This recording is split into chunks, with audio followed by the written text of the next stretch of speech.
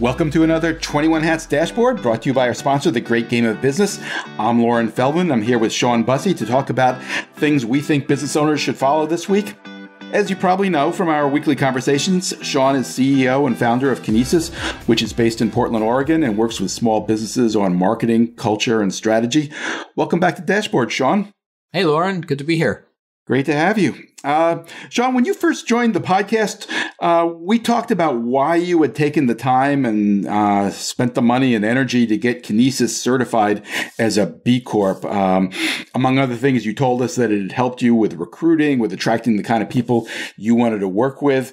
But the nonprofit that does the certifying of B Corps, I think it's called B Lab, has been taking some flack lately. And I guess, well, first, I want to ask you whether this is on your radar. But first, remind us all, what's a B Corp? Yeah, so a B Corp is really a commitment, and it's a commitment to things beyond just shareholder returns. So it's the idea of more of a stakeholder capitalism. So that beyond just the folks who own the business who are expecting a return on the business, you also take into consideration the community, the environment, the employees, even vendors, and it's a bigger, more comprehensive picture of the good you're trying to do with your business. That's the best way to put it.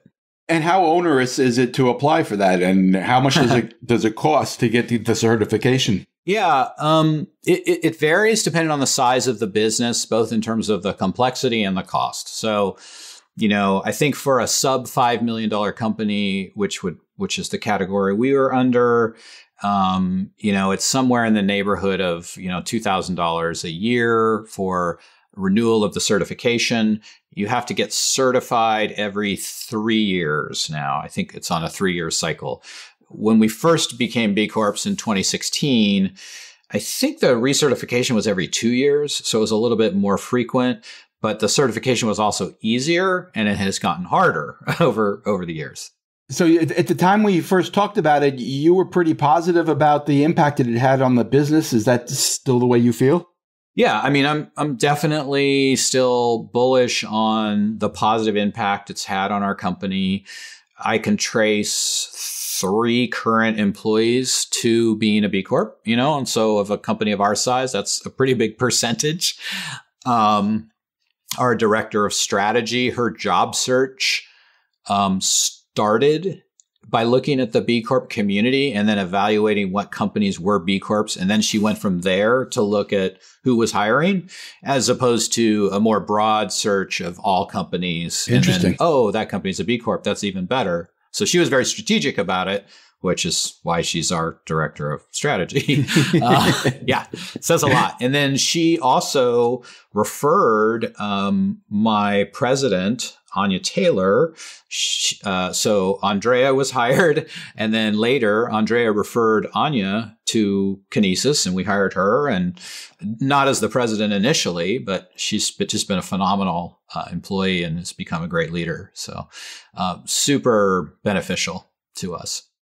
So, I've read a couple of stories that talk about some annoyance among the B Corp companies who are concerned about the way B Lab is picking new B Corps. I think there have been accusations of greenwashing, some suggestions that the standards have dropped. Is that something that's on your radar? It kind of was more as kind of like this little grumbling I had heard here and there when I would talk to other B Corp members. And then, I saw a story recently that was much more comprehensive as to what's the frustration? And it seems like what's happening is the growth of B Corps has been exponential from the pandemic onwards. So I think we were number 1,000 in terms of, certified B Corps. Somewhere in that number in 2016, they were adding, I don't know, they had added 3,000 in a couple of years. I mean, it was a really big amount of growth in the sector. And I think that's reflective of, the fact that businesses are now really taking into account Gen Z, which is very cynical, I would say, about capitalism in general. And also millennials, thinking about things like global warming and environmentalism, and they care about these things. And so consumer brands, especially, are interested in B Corp status because it's a values alignment. It's a public values alignment. And so I think there's a marketing play there for a number of them. Well, it kind of makes perfect sense in a post Great Resignation world where, everybody's focused more on the mission. Yeah, 100%. So you're continuing with it. You're not thinking that there's nothing's giving you cause to rethink your. I have actually been. I don't know. I mean, the real hullabaloo was especially around Nestle, which does not have a very good track record in terms of. That's the one that set off the warning bells. Yeah, that really upset a lot of longtime, very prominent members of the B Corp community, like Dr. Bronner's, for example, who's probably the highest scored B Corp there is. But there are others, Patagonia is a B Corp and Ben & Jerry's a B Corp. So this, portion of the community was pretty upset about, well, gosh, what are the standards to get in? And so then there's been some, questioning of, well, can just anybody become a B Corp if they manage to kind of work the system effectively? And so I think I've started to have some questions myself. And it's really important for people to understand that being a B Corp and being a certified B Corp are two different things. So, for example, we are registered with the state of Oregon as a public benefit corporation. So our corporate charter says we have, commitment to things of kind of a stakeholder nature, not necessarily a shareholder nature.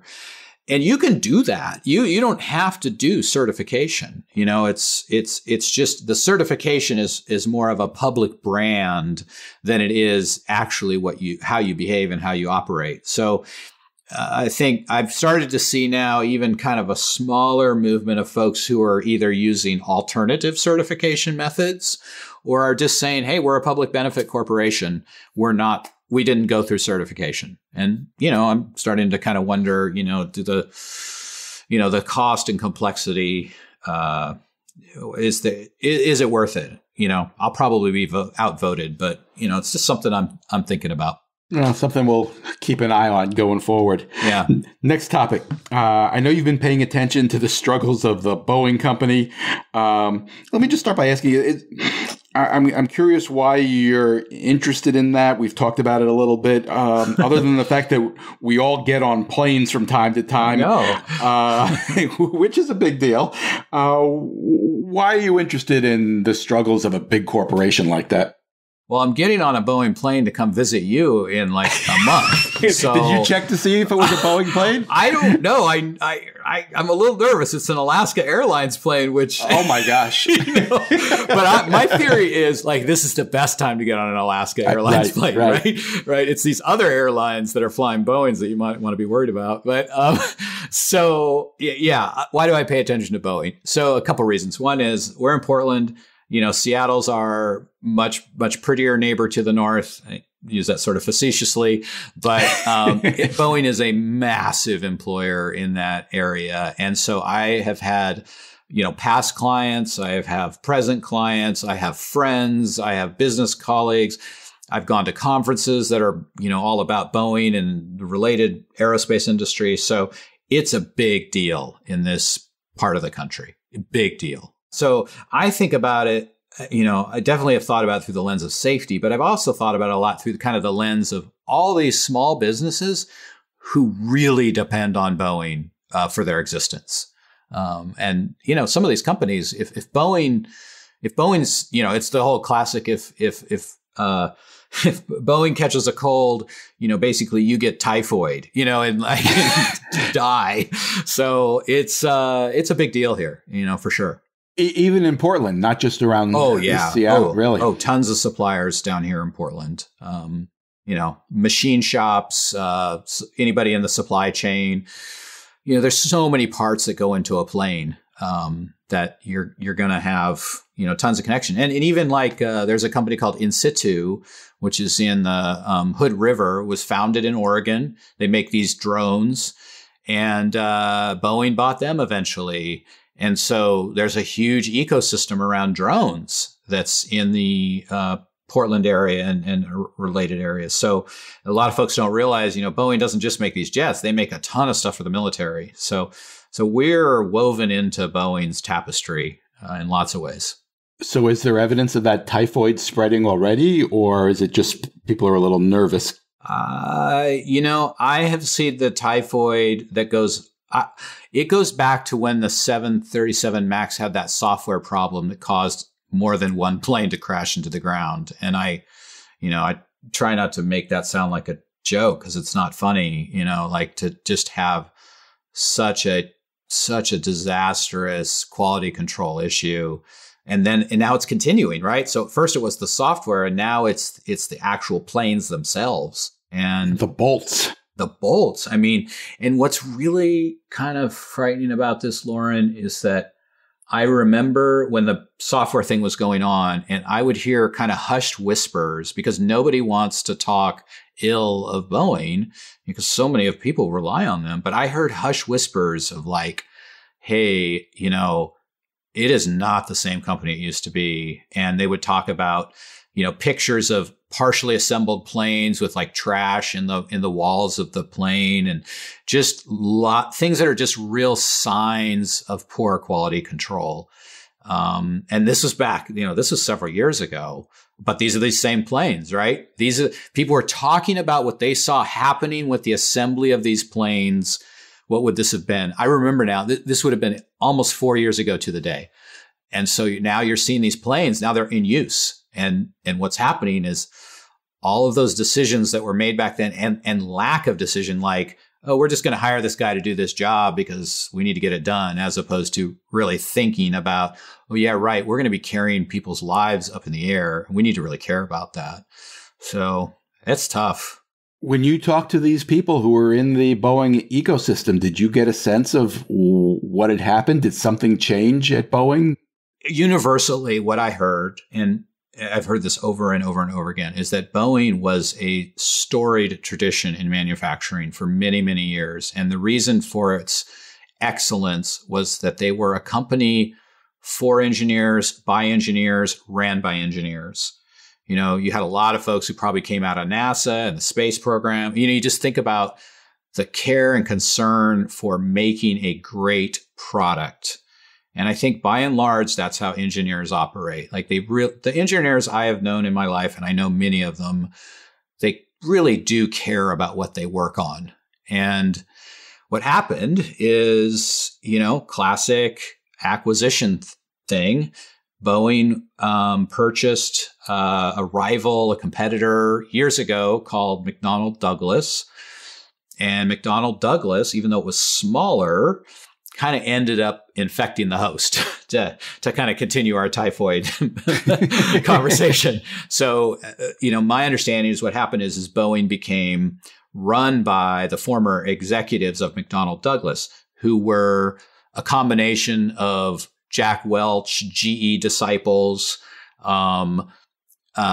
spreadsheet guys, right? The MBAs who wanted to just squeeze as much value out of the company as they could, as opposed to building a lot of value, which is what the engineers were concerned with.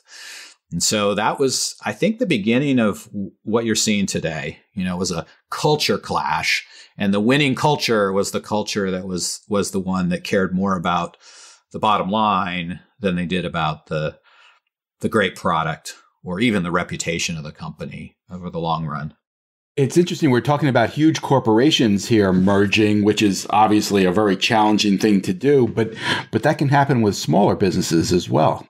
Yeah. I mean, I'm sure, your time at, Inc. and Forbes and New York Times and all those places, you've seen this, right? Where you have a company that's great, and then one day you look up and like, whoa, that's a different company, and I think a lot of times that can be the result of an acquisition or being acquired.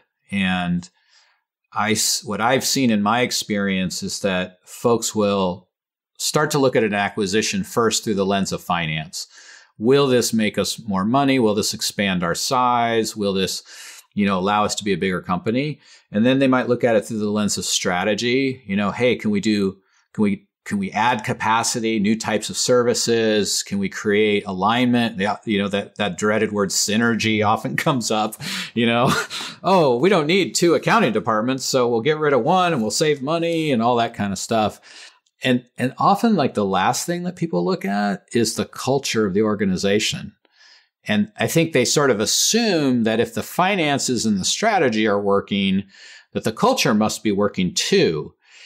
And the problem with that mindset is that it actually can be kind of easy to hide the bad culture. And in fact, many times when companies go to sell, what they'll do is they'll do a bunch of things that are really bad for the culture, but make the bottom line look really good.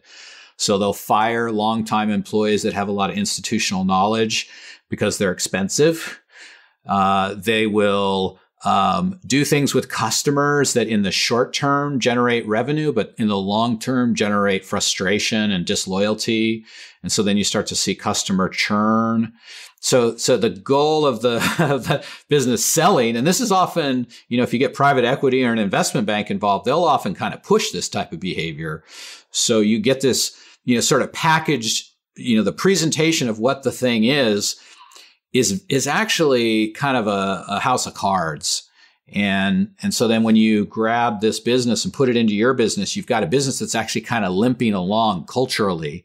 And then you're trying to shove these two cultures together, which is in and of itself is very hard. So I think it's. Have you seen that with businesses in Portland? Oh, totally. Yeah. I mean, I've had clients where they've done that and like they were a great customer and then they get acquired and they became like a really terrible company. I've seen businesses, I have a good friend who ran a really phenomenal business. He built it into that like $50 million and up kind of size. It was a furniture company. So like think ergonomics and stand to sit desks. And he just was a brilliant operator, really, really good. He ran it for 15 years and when he exited, he exited with a, big pile of cash, $30-40 million. And everything looked great. And he even paid attention to culture. He found a buyer. He was a B Corp, to make it full circle. He was a B Corp. He found a buyer who really, he felt aligned with him. And it was actually really good. In the beginning, it was really good. Was he looking to exit and leave the company totally, or did he stick around? Eventually, but he stuck around. That was kind of part of his earnout was and I think he felt that he could really get things. As he put it to me, he thought we can infect the host. We can even make the host better. Like we can make them better. And he said it was actually working, which is pretty rare because it usually doesn't work. So he was bought by another furniture company? He was bought by a much bigger company and it was going really well. And then the pandemic hit. And unfortunately, the acquirer, they sold commercial office furnishings. And with all the shutdowns, their business was just decimated. And so the only thing that was kind of working was David's business. And so what happened was the acquirer, Knoll Furnishings, they ended up having to sell. And they sold Knoll along with his business fully to Herman Miller. And that's when the problems happened. That's when things went sideways because it's a very different culture. What happened in the end? I mean, it's sad. It's like one of these great tragedies of business where, David builds this company that's really remarkable, part of the community. He would donate tons of money, give back. People loved working there, super talented. And, a nice place to work. Great place to work. I mean, they were, if you wanted to find an inclusive company that was a financial, killer, it was David's company. I mean, he defied all this kind of like, blah, blah, blah. You can't, this inclusivity and stuff is nonsense. He really truly ran an inclusive, company that really, celebrated everybody for their differences and made a lot of money, and what happened was, as the pandemic wore on, the products he sold, which were, stand to sit desks and chairs, the market tapped out, right? He saturated the market, and it became really competitive because others had been selling into this market. And so his business was struggling, but not massively. But in the end, Herman Miller just decided, we're just going to shut it down because we get a better tax benefit if we close this operation down and we fire everybody. So they fired everybody. They closed the operations down. It's completely gone. It's gone. It's gone. It's gone. And I mean, it is so sad, to think about this awesome thing he built and all the people who went through the doors and did really great work, and all the businesses like mine. I had tons of his furniture, and I really was thankful for it because it made my employees more productive and happier. But, it came down to, Herman Miller only cared about satisfying its shareholders and satisfying, Wall Street. And so they made that decision that I don't think any privately held business owner would have made, because, it was still making money. It was still making plenty of money. It just wasn't making enough money, for Herman Miller. So I don't know. Well, let's hope Boeing figures it out. And especially doesn't have any more problems before you get on that Alaska Airlines flight to Fort Worth next month. I don't know, man. Yeah, it's a good question. I mean, I think a lot about Boeing. They're a publicly traded company, and they've got to do quarterly earnings calls, and every quarter needs to be better than the last quarter. And I think this kind of gets me back to the whole kind of conversation of shareholder capitalism versus stakeholder capitalism. And, Boeing is practicing shareholder capitalism, which means maximum return to the shareholders. And that has consequences to customers, to the public. So I think it's something worth thinking about, especially for small businesses, in terms of what they want to do with their business and who they want to sell it to and what kind of legacy they want to have. Shawn Busse is CEO of Kinesis, which is based in Portland, Oregon, and works with small businesses on marketing, culture, and strategy. This episode was brought to you by The Great Game of Business, which helps businesses use an open book management system to help build healthier companies. You can learn more at greatgame.com. Thank you, Shawn. Thanks, Lauren. Appreciate you taking the time. Have a great week, everyone.